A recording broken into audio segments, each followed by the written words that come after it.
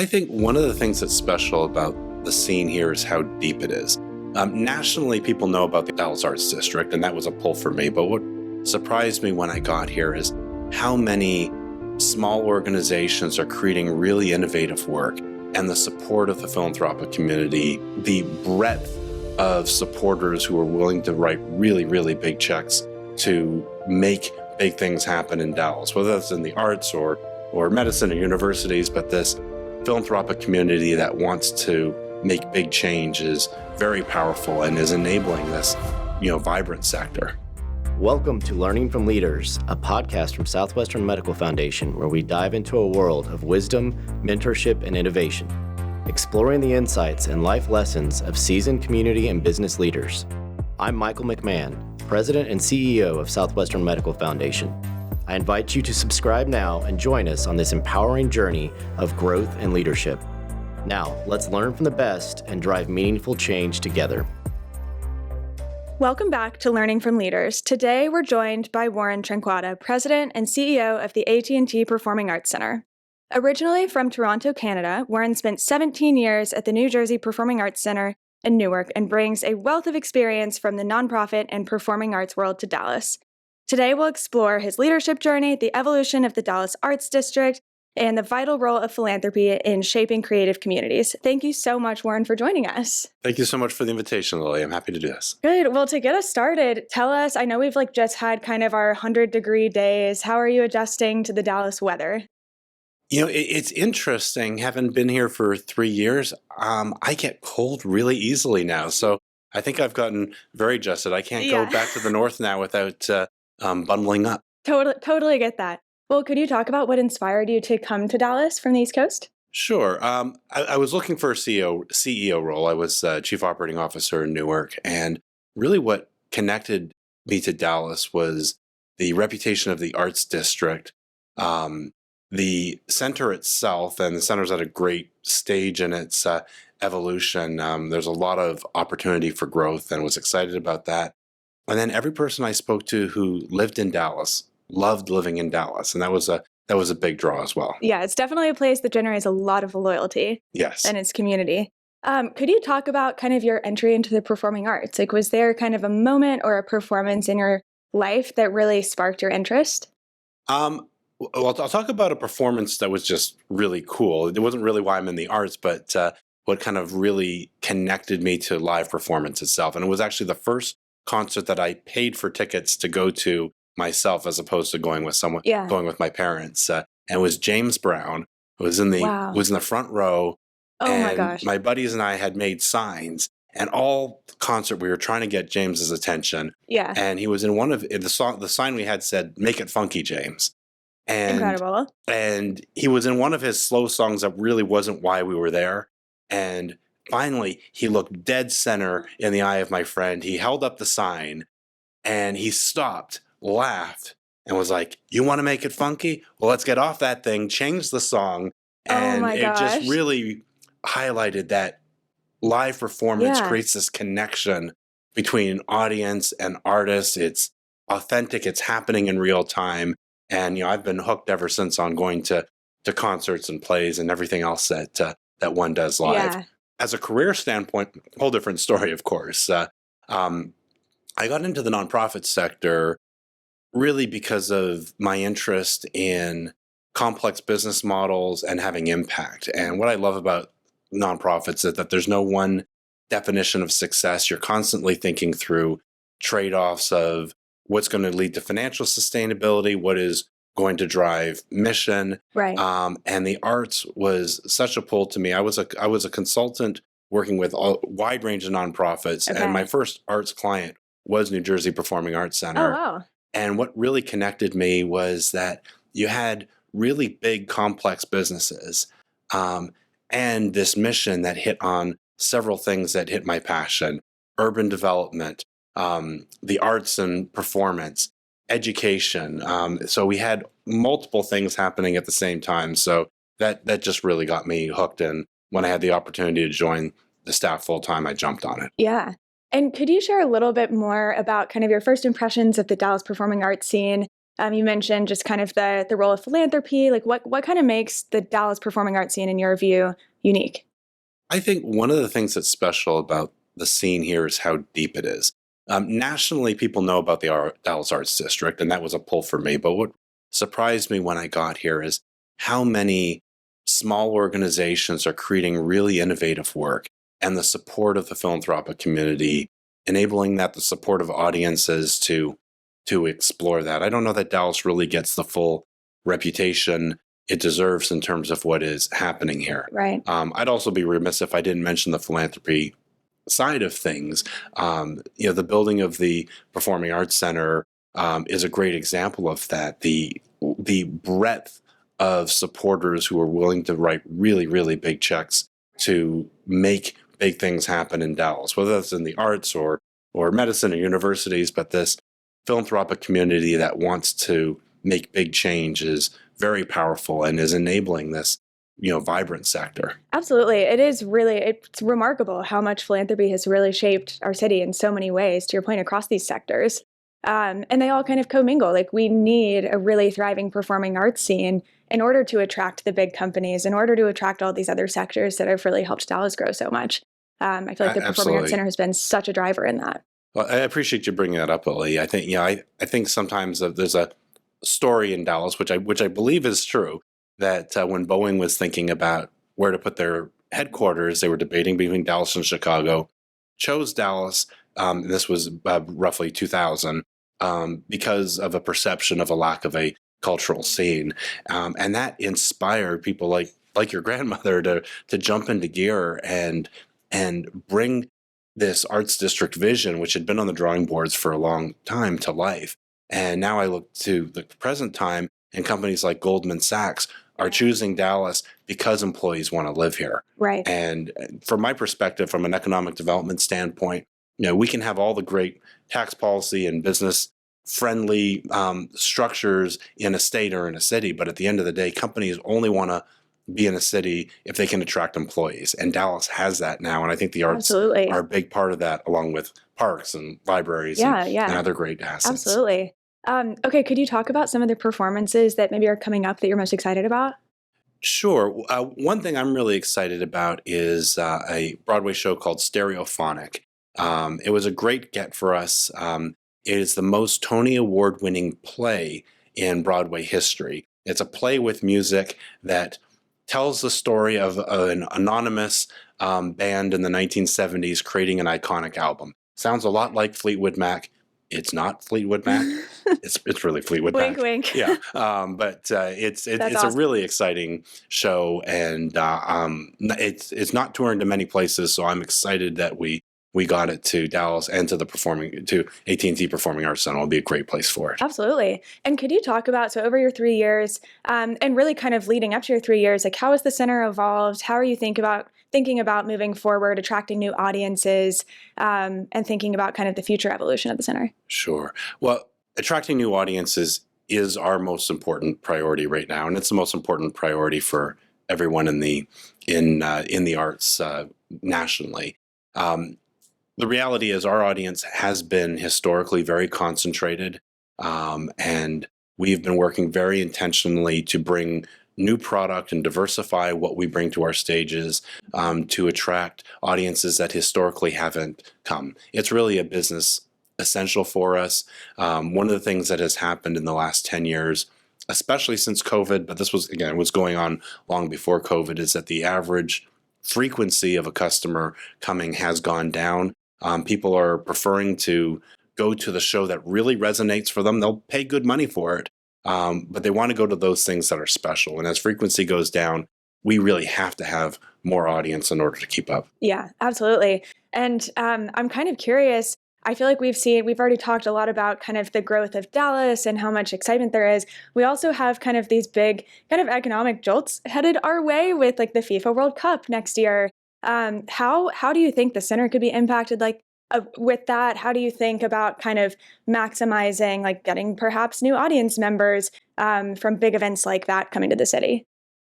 I think FIFA is a fabulous opportunity to brand Dallas as an arts city, and we certainly want to play our part in helping with that. if you look at, and I know this is an old example, but Los Angeles in 1984 similarly made a big emphasis on taking all those tourists and highlighting and marketing what the arts were like in Los Angeles. And looking back to the early 80s, LA wasn't considered an art city. It was an entertainment city, but wasn't considered an art city. And I think that the whole perception of LA changed when the Olympics came through. We have that opportunity with FIFA as well. So the arts community is being very collaborative, working with Visit Dallas to promote everything that's happening during that period. Ourselves and all of our peers are trying to very actively program both to residents and to visitors and make sure we're having high quality experiences. And then there'll be a number of free festivals. There'll be 4 of them at different points in the Arts District to highlight the best of Dallas arts. So I think it's a great opportunity to change that perception, let the world know what we all know, that Dallas is a great art city. Yeah, that is awesome. And how, just so we know for our listeners, how can we learn about the 4 festivals happening? Sure. So there will be a guide that will be put out front by Visit Dallas in the spring of 26 that will highlight everything that's going on. The short version is that there'll be a Pride block party where the museums are. We're going to do a big street festival outside of our center in Salmons Park. And then the Pro Museum will be elevating their Thursday experiences that they offer and create a really great party at their place. And then, of course, Clyde Warren Park will do their 4th of July celebration. And it's also a big anniversary for the USA. So it'll be a great conference. Okay, well, sign me up for all of them. These sound incredible. Could you talk, I know you've mentioned kind of some of these partnerships, how you maybe work with other organizations in the city for things like FIFA. Just more generally, what do you think your approach is to kind of forming partnerships with various for-profit or not-for-profit institutions in the Dallas community? Yeah, we're thankful that Dallas has an arts community that sees that the bigger picture is often more important than what's happening at our individual organizations, and that we can do more when we work together. I think that's been the case for a long time, but was especially elevated during COVID when really out of necessity, people had to talk to each other and figure out how we were going to weather this, and advocacy as a sector locally and nationally was essential to some of the relief packages that helped organizations survive COVID. More recently, we put a big emphasis on providing shared services to other organizations within the city. That's a central part of our mission. So, for example, we provide ticketing services to more than a dozen organizations to take that big fixed investment we've made and spread it amongst others. In 2024, there was a city bond program, and we made the decision as an arts sector that we would advocate as a group for projects we agreed to as a group, as opposed to individual organizations trying to get the most out of the bond. And interesting. That took the bond package for the arts from $15 million to $75 million. Oh my gosh. And I think it was very much because City Council appreciated that we were speaking with one voice, there was one message, it was a clear message, and a great business proposition for why investing in these city-owned properties. Again, most arts organizations in the city are owned by the city but operated by private nonprofits. That's the case for us, the museum, symphony, etc. And that case was really well received by City Council. That is fantastic. Could you talk about kind of your vision for the next 10 years or so? And as part of that, like, of course, we have kind of an ever evolving kind of cultural landscape. We've seen more and more shows integrating technology and AI and things like that. I'd love to hear just kind of your overall kind of vision going forward for the next few years with those evolutions in mind. Sure. I think the most important thing we need to do as a sector and as an organization is ensure that we are reaching diverse audiences, as many people as possible, and doing things that are special, that have to be experienced live. The reality is our competition is not just other performing arts or even other live entertainment. Right. Our biggest competition is YouTube, Netflix, staying home and doing nothing. And those are very compelling competitors because when you watch YouTube as an example, YouTube gets to know you and gives you something that fits your exact needs at that exact moment on your own time, and you can start and stop it. We're the opposite of that. We tell you what to see. You can only see it on Thursday at 7 p.m., not 7:15, not 6:45. We even tell you when you're allowed to take a break, right? Right. So to overcome that, it has to be special and leverage that live experience. Yeah. My hope with technology is that it creates more ways to make that live experience feel authentic, to create connections with artists. I think that's what people are looking for. We know that people flock to things where they need to be in the room. And even with traditional performances, look at an artist like Taylor Swift. She's been masterful at being able to perform in front of 80,000 people and somehow make them feel like she is talking Right. directly to them. Yeah, it's such a good point. That's why people spend so much money to see a concert like that it feels real, authentic at that moment. You have to be there. You can't just watch it on TV, because of course you could watch her show on TV, and so that's where I hope that technology will get us better at that. More broadly as a sector, again, we need to welcome more audiences, and as we diversify our product, technology creates opportunities for us to better target you with what you're looking for. If you look at the arc of our season, we don't do season brochures anymore because it's kind of pointless. You've got 50 pages of stuff that is 49 pages of things you're not interested in. Right. That's not helpful. We need to be very direct in telling Lily, I've got something that we've learned about you. We know what you like. Here's something that we can recommend to you, and get all that noise out of it so that you can see the great things that we've got for you. Well, and then when you have a center like yours that is such a trusted provider of incredible content, you know that when you see that list, you're like, okay, we know that everything that the center is bringing to the stage is going to be of the highest quality.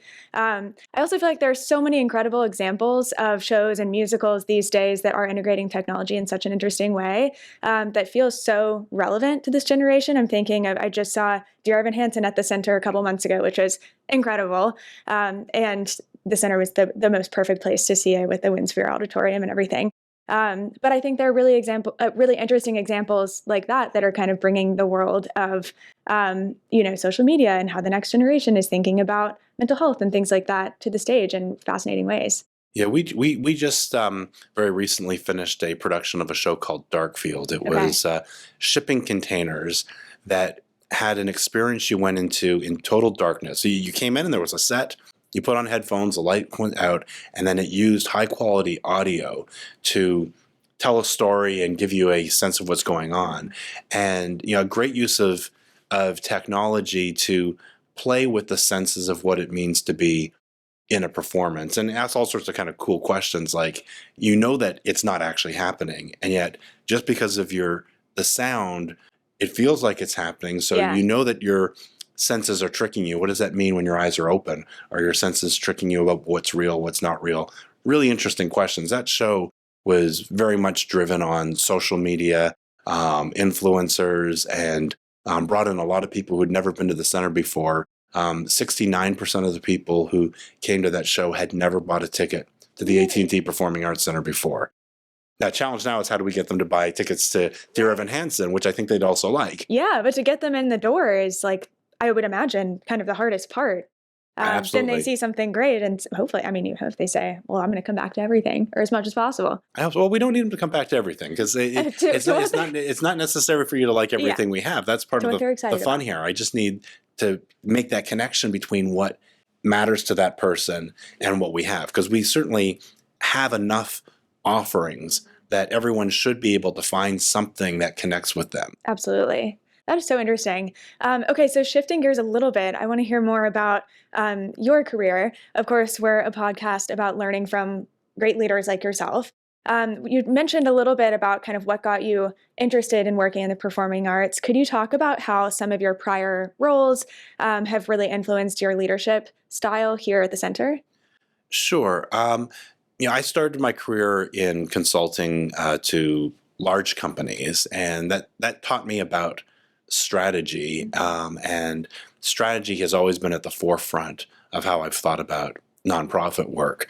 At the end of the day, and I transitioned from for-profit consulting to nonprofit consulting, and the same principles are really there, with the added element of your definition of success is not just earnings per share or ROI. It's this meld of being open and delivering some sort of social return on investment. Yeah. But this idea of strategy first, to me, has always been the key to leading an organization. I had a mentor, my prior boss at New Jersey Performing Arts Center, who was really deft at being able to talk about a vision 5 years from now, and then show how what we were doing today was advancing us towards that broader vision. And it was very inspiring to funders, and it also helped the staff really understand, okay, we're doing all this stuff that's stressing us out, but there's actually a purpose for it at the end. And I think it helped bring people along and deliver real value. Yeah. And can you talk about some of the leadership challenges that you think might be unique to the performing arts space, and particularly the nonprofit performing arts space? There is a constant battle between how do we sell tickets and generate the most income for the center to keep the doors open, and what do we think is the right kind of curatorial vision for what happens on our stage. And that's a tough balance to get right. And interestingly enough, if you get it wrong, it will also impact ticket sales, because as you mentioned earlier, you want people to trust you and trust that you're going to provide something as quality. So it's not enough just to put something on the stage that sells tickets. It has to have some meaning and relevance. And of course, the arts are very personal. And what might fit my taste may not fit your taste or someone else's taste. And some artists become controversial or deal with political topics. And that makes sense. They should, because art is helping you understand the world around you. So artists should talk about their politics and their lived experience and what's going on. At the same time, there are many people will see that artist and say, well, wait a second, that doesn't fit my values. And now that's impacted our brand, even though, we're just a facilitator. So there's a lot of balance we're trying to get there. And then, like any nonprofit, we've got to balance questions of access versus generating money to keep the lights on. Yeah. I think a lot of us struggle with, should we charge the full value of a ticket from an economic standpoint if that's going to mean that people can't go? And how do we manage that revenue balance in a theater? Made all the more complicated in that there's secondary ticket market out there, where if I charge too low for a ticket, a broker just buys it and resells it at the full price anyway. And so we can have a strategy that's designed for creating access, and these third-party actors can throw it all out the window and take advantage of our customers and also hurt our brand in the process. Have you seen a strategy that you think has worked best to manage that? I think from a ticket pricing standpoint, the conceptual model I like is universities that, in a sense, have a price that is stated that is the full value, and then use generous financial aid and other ways of trying to bring the price down for an individual to what they're actually able to pay, so that we're capturing full value from those who can afford it, but not hurting access. That's, in theory, that's it. Again, third-party brokers can kind of get in the way of that, but programs like free ticket programs, certainly looking to make sure that we have within a house some tickets that are at an affordable price, even if the front row is going to be more expensive. That can help there. But programs that deal with access. Also, I think we have to think about the total price of attending an event as well, and whether that be parking or food and beverage, and creating an experience. If you give someone a free ticket and then it's $40 to park and $30 for a drink, we haven't necessarily made this an accessible experience. Yeah. And what is the current role of philanthropy in all this? We talked some about how philanthropy, of course, played a critical role in getting the center up and running, building critical venues. What is the ongoing role now, years later, in sustaining the center? Sure. I mean, there is no performing arts center in the country that can survive without philanthropy.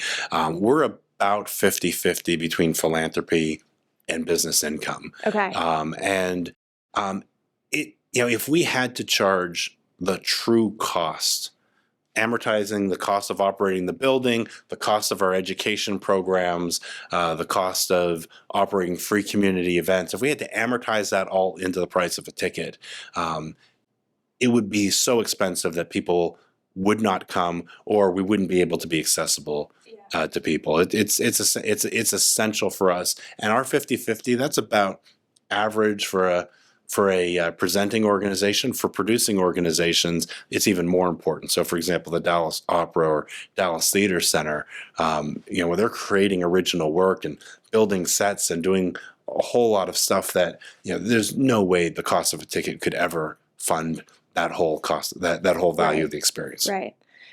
So with all that said, what gets you most excited to walk into the center every day? I love seeing customers, especially kids. Yeah. And anytime I can see a kid making a connection with what's on stage, that makes my day. I love when customers send letters saying that a performance was meaningful to them and help them understand something, or just help them see their culture reflected in the stage. So customers are the reason I love what we do. Absolutely. And so this is kind of shifting gears a little bit, but we are sitting within the Southwestern Medical Foundation offices, of course, very closely tied with UT Southwestern. And I feel like over the years, there's been some really kind of interesting research and evolution on the thinking around kind of the combination of art and medicine. Can you talk about how you think about kind of the role of art in human health? Sure. There's lots of studies, and I'm not an expert in this, so I can't point to the specific studies, but there's lots of studies that have shown how the arts elevate joy, and joy elevates the your ability to heal, certainly relative to depression. I think from an empathy standpoint as well, if you hear through some artistic piece that someone else is experiencing what you're experiencing, that helps you understand that you're not alone, and that can have a huge impact on dealing with depression or any kind of trauma. To see that connection in you. To that point, there's been some really interesting experiments in Florida, New Jersey, and also in Britain around health plans using the arts as a tool within a holistic view of care for people, and actually prescribing arts experiences. It's something I'm watching closely. We're not doing it right now. I know the city of Dallas is interested in this model, and I'm hoping there'll be some experiments here as well. But the early results are very promising, that there's a great return on investment for health insurers in just getting opportunities for people experiencing whatever to have an arts experience as part of their holistic care, that connection with other people, that opportunity to see themselves. It can be quite powerful. Absolutely. Well, there's no doubt that the center is just really impacting our Dallas community, whether it be from improving human flourishing to really growing our economy. I mean, all the things that we've talked about, there's no doubt that you all are having a remarkable impact locally and nationally. So we on behalf of Dallasites, we appreciate that very much. So before we kind of get to some quick rapid fire questions, we do have one question that we ask to all of our guests, which is, who has been a mentor in your life, who has really kind of shaped your view and approach to leadership? Sure. I'd mentioned earlier my former CEO, John Schreiber, who had just really helped me see how communicating big vision can create this path. I'll talk about someone else as well. When I was in undergrad, I had a scholarship. It was called the Canadian Merit Scholarship Foundation, and the head of that organization was a man named Bob Cluett, and made a real effort to personally get to know everyone that was on that program. And at the time, I was kind of floundering around trying to figure out, well, what do I want to do with my life? And he said something really simple, and he talked about his own history that led him to running a nonprofit scholarship foundation after having previously been a teacher, a professor, a stockbroker. He was in the Coast Guard, like all over the place.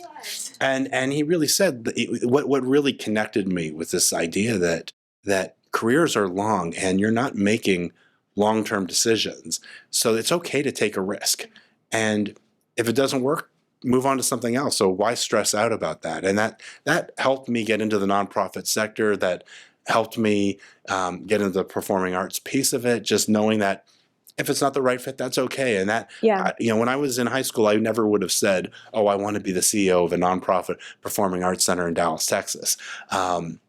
Yet I got there by not worrying too much about that end goal and just enjoying the journey and seeing where it took me and allowing myself to try new things. Absolutely. That's incredible. So before we wrap up, we have a few quick rapid fire questions. So these are just I'm terrible at rapid answers, so.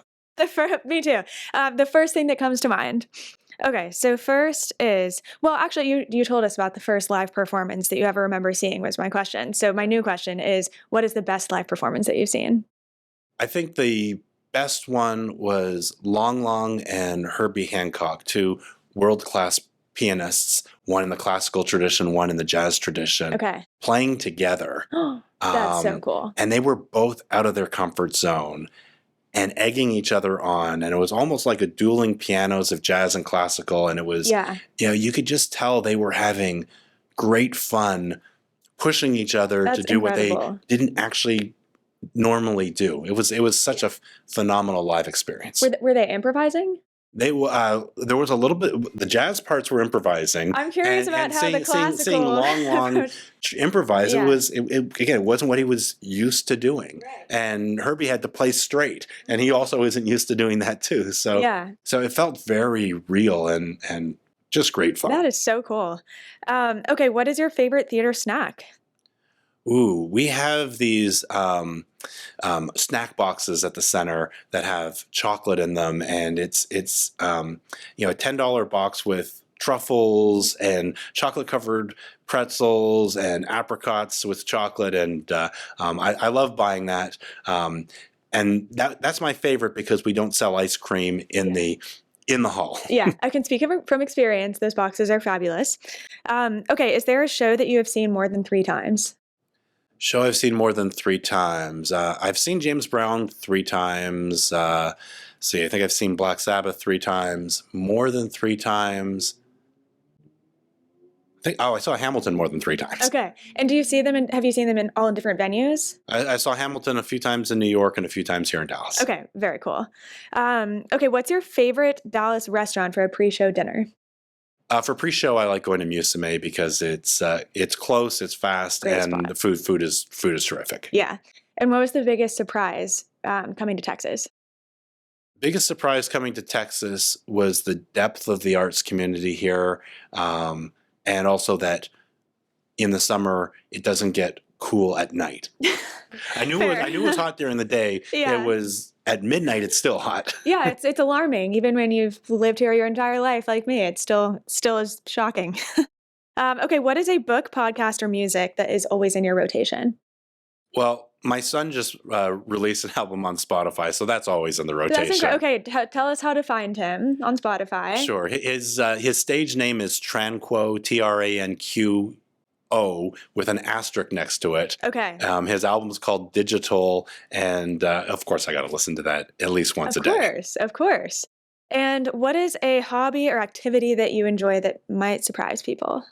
I'm a hockey player. Very cool. And I'm not very good, but I've been playing since I was 6 or 7 years old. My kids have all played, it's just a fun thing to do at 11 o'clock on a Thursday night. Have you found places to play in Dallas? Definitely. Awesome. I play up in Richardson. Unfortunately, the only ice rink in the city of Dallas is the American Airlines Center. The only one? Yeah. Wow. The Galleria Mall, but you can't play hockey there. Yeah. So I'm not going to be playing at American Airlines Center, so I have to play in the suburbs. Kid ice skaters at the Galleria Mall. Yeah. Okay, what is your favorite spot in Texas to visit, just generally? Ooh, that's an interesting question. I like the bike trails around Dallas and going around White Rock Lake. Sounds like a great day. Okay, if you were not leading the AT&T Performing Arts Center, what do you think you would be doing right now? I guess it's a cop out to say leading another art center in another place. But Fair. actually, I think my dream job that is not my job and I've done nothing to prepare for would be to be a professor. I love teaching and I love working with young people, and professor, I like that mix of doing research and teaching. So that would probably be my alternate life career. Okay, this is my last question, which is, if you had to build your dream class to teach, what would it be? It's probably a cop-out to say nonprofit management, but I think that would be it. It'd be kind of that's link of strategy and nonprofit success. Okay, well, if you ever end up teaching it, I would love to sign up as a student. Thank you. Okay, well, with that, Warren, thank you so much for taking the time today and sharing your insights and thoughts on leadership with us. We really, really appreciate it. Well, thanks so much, Lily. Really appreciate the opportunity. Of course. And to all of our listeners, if you haven't visited the AT&T Performing Arts Center lately, now is the time. Check out the link in the description for more details, and be sure to follow along for more conversations with leaders shaping our communities right here on the Learning from Leaders podcast. Thanks for listening to Learning from Leaders. If you enjoyed this episode, we invite you to subscribe now for monthly episode drops so that you can continue to learn from experienced business and community leaders to help you drive meaningful change in your community.